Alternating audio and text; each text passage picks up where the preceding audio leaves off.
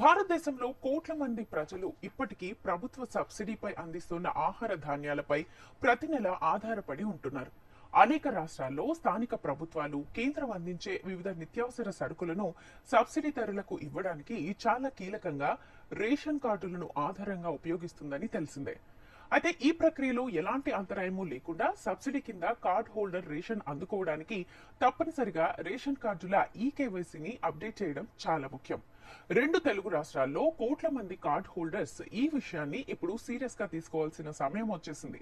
దీని కింద కార్డులో ఉన్న ప్రతి వ్యక్తి తన ఈకేవైసీ వెరిఫికేషన్ ప్రక్రియను పూర్తి చేయడం తప్పనిసరి. గతంలో దీనికి చివరి తేదీని ప్రభుత్వం అక్టోబర్ 31గా ఉంచగా ప్రస్తుతం దీనిని డిసెంబర్ 31కి పొడిగించింది.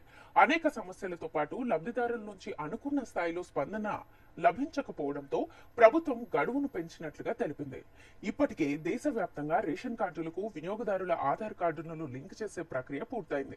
అయినప్పటికీ ఆహార పంపిణీ విషయంలో 2-4% తప్పులు దొర్లుతున్నాయని తెలుస్తోంది.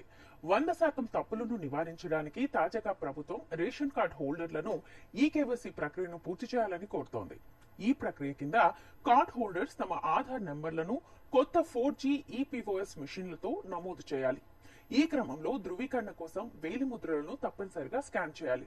గడిచిన కొన్ని నెలలుగా సర్వర్ సమస్య ప్రక్రియను సజావుగా పూర్తి చేయడంలో అంతరాయాలు కలిగిస్తున్నాయి. దీంతో విసిగిపోయిన లబ్ధిదారులు ప్రక్రియను పూర్తి చేయడాన్ని నిలిపేశారు.